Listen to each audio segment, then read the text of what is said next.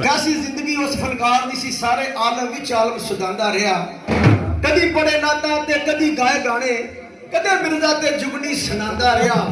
ਦਾਰੇ ਕਰਦਾ ਸੀ ਬਾਹਰ ਦੇ ਮੁਲਕਾਂ ਦੇ, ਨਾਲ ਸਾਥੀਆਂ ਨੂੰ ਵੀ ਲਿਜਾਂਦਾ ਰਿਹਾ। ਪੱਕਾ ਸਾਥੀ ਸੀ ਫਜ਼ਲ ਕਰੀਮ ਉਸਦਾ, ਜੋੜੀ 40 ਸਾਲ ਵਜਾਂਦਾ ਰਿਹਾ। ਓਏ ਇਹਨਾਂ ਜੱਟਾਂ ਜ਼ਿਮੀਂਦਾਰਾਂ ਦੀ ਕਰੋ ਖਿਦਮਤ, ਆਪਣੇ ਪੁੱਤਰਾਂ ਤੇ ਸ਼ਾਗਿਰਦਾਂ ਨੂੰ ਸਮਝਾਉਂਦਾ ਰਿਹਾ। ਅੱਜ ਸੁਣ ਲਓ ਮੁੜ ਕੇ ਮੈਂ ਨਹੀਂ ਜੇ ਲੱਭਣਾ, ਹਰ ਸਟੇਜ ਤੇ ਜੇ ਫਰਮਾਂਦਾ ਰਿਹਾ। ਹਾਜੀ ਆਲਮ ਲੋਹਾਰ ਦੀਆਂ ਯਾਦਾਂ, ਆਰਫ ਡੈਡੀ ਕਮਿਆਰ ਕਾਮਲ ਕਲਾ ਜਨਾਬ ਸੁਣਾਉਂਦਾ। ਚੱਲ ਸੱਟਾਂ ਸੁਣੋ ਉਹ ਕਿਵੇਂ ਸੁਣਾ